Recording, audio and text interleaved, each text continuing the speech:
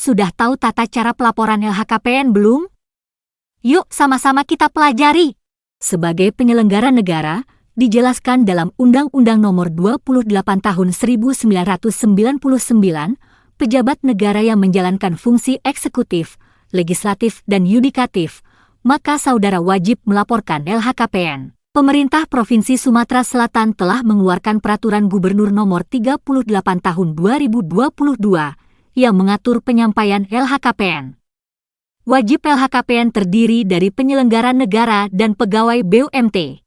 Penyelenggara negara yang menjadi wajib LHKPN yaitu Gubernur dan Wakil Gubernur, Pejabat Pimpinan Tinggi Madya Eselon 1, Pejabat Pimpinan Tinggi Pratama Eselon 2 dan Pejabat Administrator Eselon 3, Pejabat Pelaksana Teknis Kegiatan di atas 1 miliar rupiah, dan Bendahara, Pejabat Fungsional Auditor, dan Pejabat Fungsional Pengadaan Barang Jasa, Pejabat Fungsional Pengawas Tenaga Kerja Madya dan Utama, Pejabat Fungsional Pengawas Penyelenggaraan Urusan Pemerintah Daerah, serta pejabat tertentu atas permintaan KPK. Lalu, apa sanksi yang didapat bagi wajib LHKPN yang tidak melaporkan LHKPN? Hukuman disiplin sedang bagi wajib LHKPN jabatan administrator dan pejabat fungsional, dan hukuman disiplin berat bagi wajib LHKPN pejabat pimpinan tinggi dan pejabat lainnya yang mengacu pada Peraturan Pemerintah Nomor 53 Tahun 2010 dan Peraturan Pemerintah Nomor 94 Tahun 2021 tentang disiplin PNS. Para penyelenggara yang sudah disebutkan tadi wajib melaporkan harta kekayaannya melalui LHKPN. LHKPN yang sudah dilaporkan dan diumumkan oleh KPK bisa diakses oleh masyarakat umum melalui website LHKPN. Lalu, bagaimana alur pengisian LHKPN? Alur selanjutnya akan dijelaskan oleh rekan saya. Saudara dapat melakukan pelaporan secara online melalui website dengan alamat lhkpn.kpk.go.id. Saudara dapat membuka email yang didaftarkan untuk selanjutnya mengklik link aktivasi yang sudah dikirimkan oleh admin unit. Saudara dapat mengisi username dan password sesuai kolom. Jika sudah, klik pada kotak "Saya bukan robot" dan tombol login. Masukkan password lama yang dikirim ke email saudara dan telah diaktifasi, serta password baru yang dibuat sendiri dan akan digunakan oleh saudara. Ikuti ketentuan penulisan password sesuai dengan petunjuk yang tersedia. Jika sudah, klik tombol konfirmasi. Setelah saudara berhasil login, klik tombol e-filing untuk masuk ke dalam modul e-filing. Wajib LHKPN yang ingin melakukan pengisian baru dapat mengklik tombol isi LHKPN baru pada sudut kiri atas halaman. Terdapat dua jenis pelaporan dalam pengisian LHKPN, yakni jenis pelaporan periodik dan khusus. Pelaporan periodik merupakan penyampaian LHKPN berdasarkan periode berkala per tanggal 1 Januari hingga 31 Desember dengan periode pelaporan setiap tahun sekali. Batas waktu penyampaian LHKPN periodik adalah 31 Maret tahun berikutnya. Sedangkan pelaporan khusus merupakan penyampaian LHKPN berdasarkan periode perubahan jabatan. Batas waktu penyampaian LHKPN paling lambat 3 bulan setelah menjabat atau berakhir masa jabatan atau pensiun. Dalam kolom status, penyelenggara negara atau wajib LHKPN dapat memilih opsi status berdasarkan pertama kali menjabat, mengakhiri jabatan, atau pengangkatan kembali sebagai PN setelah berakhir masa jabatan atau pensiun.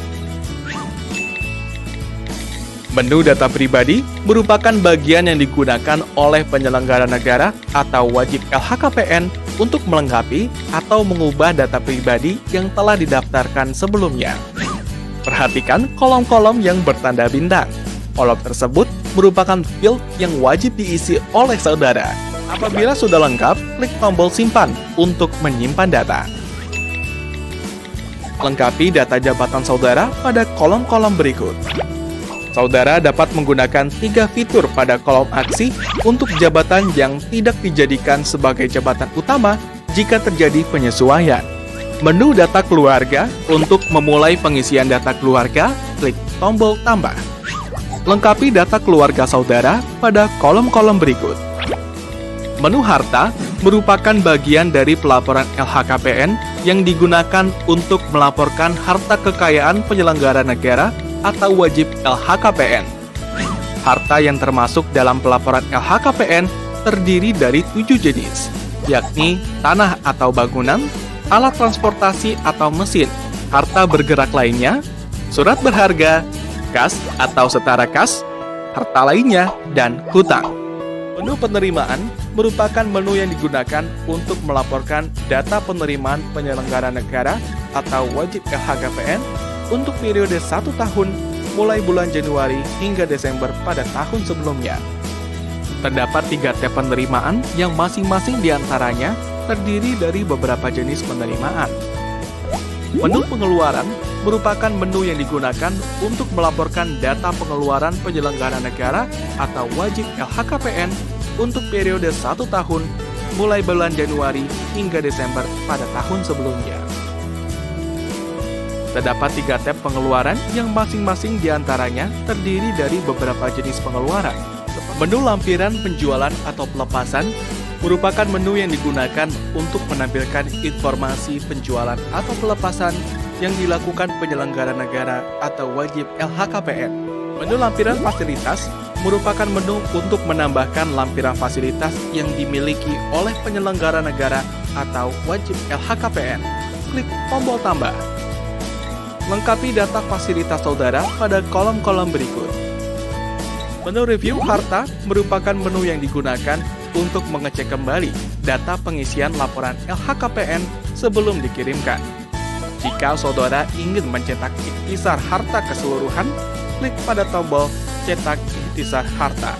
Untuk menyelesaikan proses pengisian LHKPN, saudara dapat mengirimkan data LHKPN dengan mengklik tombol proses permintaan token untuk pengiriman LHKPN. Jika laporan lengkap, maka saudara akan ditampilkan ikhtisar harta kekayaan. Pilih opsi setuju, kemudian klik tombol selanjutnya. Setelah itu, saudara akan dibawa ke halaman yang menampilkan lampiran 3 surat pernyataan. Setelah mengklik tombol selanjutnya, saudara akan dibawa ke halaman yang menampilkan lampiran 4 surat kuasa. Selanjutnya, saudara harus membuka email untuk mendapatkan token. Salin kode token ke dalam kolom yang terdapat pada halaman finalisasi pengiriman LHKPN dan kode token. Apabila nomor token tidak masuk ke email, klik tombol belum menerima token. Sistem akan mengirimkan kembali kode token ke email.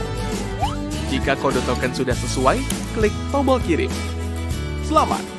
Saudara sudah berhasil mengirimkan data LHKPN. Terima kasih karena saudara telah mewujudkan akuntabilitas dan transparansi bagi penyelenggara negara dan wajib LHKPN.